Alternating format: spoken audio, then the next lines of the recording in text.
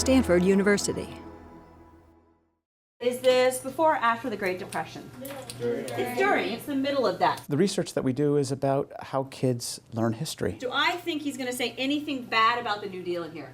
No. Of course he's not. The first thing that we need to do is to break the stranglehold of the textbook by introducing students to the variety of voices that they encounter in the past, through primary sources, through diaries, through government promulgations, through memoirs. So what do you think the theme of this document is? It's very different from the memory training, if you will, of much history instruction, which often is not very different from memorizing a lot of discrete facts. This is a speech, so what is it?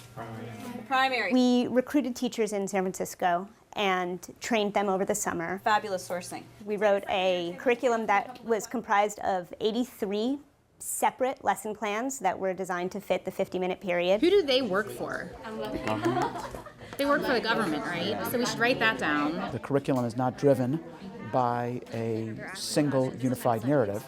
Every single lesson begins with a legitimate historical question, a question that can be addressed through historical evidence and that doesn't have a single right answer. Tomorrow's question is going to be, was the New Deal a success or a failure? I think my class is more rigorous in that this curriculum has really allowed me to push my students farther than I did before and push them to read and push them to analyze and push them to critically think. What else did you say about the audience here, Damon? Why might we question this source? We compared those students to students in regular classrooms, and we measured those students on their growth in reading comprehension, historical thinking, on general reasoning, and finally on just recall. What we found was that students in reading like a historian classrooms, in the classrooms that were taught with the curriculum, outperformed their counterparts in traditional classrooms on all 4 measures. Using the worksheets actually helped me a lot to learn the material on the test. It makes learning more fun. Like, you don't feel like you're just receiving information, you get to talk about the information, you get to actually dig your hands into history. It's not like your typical history class where you're just learning something and you're only staying on that one topic. You get to see it from different perspectives. I remember stuff better by doing so. When I'm at an actual place or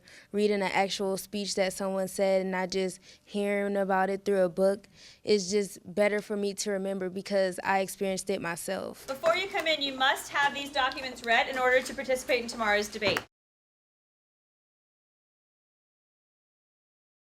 For more, please visit us at stanford.edu.